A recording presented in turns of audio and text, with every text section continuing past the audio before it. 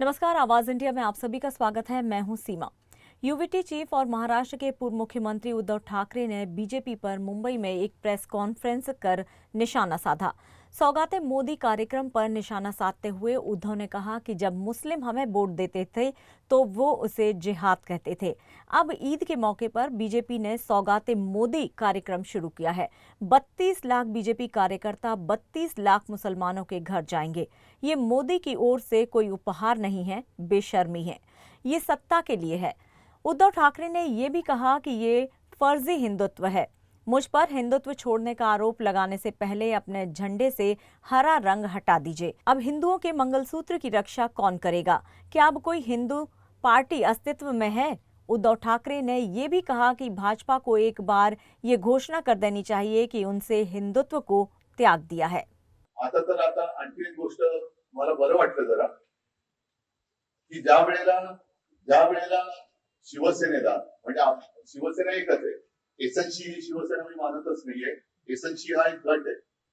त्याच्यामुळे त्या एसएनसी गटाबद्दल किंवा गद्दार सेनेबद्दल मी काही बोलत नाही.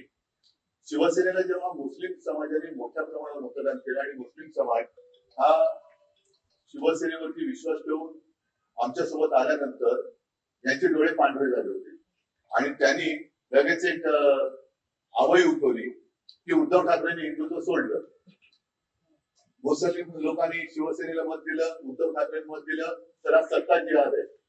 आता मला एका गोष्टीचं समाधान आहे की इथे जे बोगस फिरत होते, जे बुरसटलेले हिंदुत्ववादी आहेत, ज्यांना मी बोगस हिंदुत्ववादी म्हणतोय, त्यांना बरोबर पाचर बसलेली आहे. कारण आता ईदच्या निमित्ताने सौगाते मोदी हा कार्यक्रम भारतीय जनता पक्षाने हाती घेतलेला आहे. 32 का 35 का 36 लाख मुस्लिम कुटुंबियांच्या घरी जवळपास 32,000 कार्यकर्ते हे भारतीय जनता पक्षाचे घरोघरी जाऊन त्यांना सौगाते मोदी हे देणार आहे. हे काही सौगाते मोदी नाहीये, हे सौगाते सत्ता आहे. म्हणजे यांना सत्तेसाठी हे कोणत्याही थराला जाऊ शकतात. त्याचं एक निर्लज्ज उदाहरण आहे.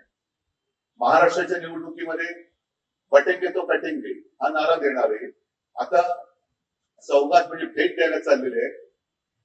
वर्षभर किंवा आयुष्यभर होळीच्या निमित्ताने मुस्लिम समाजाच्या नावाने शिंगा करायचा आणि निवडणूक आल्यानंतर त्यांना पुरणपोळी द्यायची, असा हा प्रकार आहे.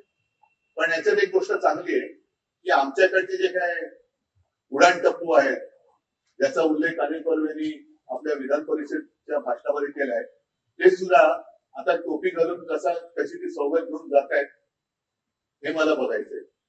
एकूणच मी जे एक दोन वेळा बोललेलो आहे की तुम्ही आमच्यावरती हिंदुत्व सोडल्याचा जो आरोप करता, तर तो आरोप करण्यापूर्वी तुम्ही तुमच्या झेंड्यावरचा हिरवा रंग काढा.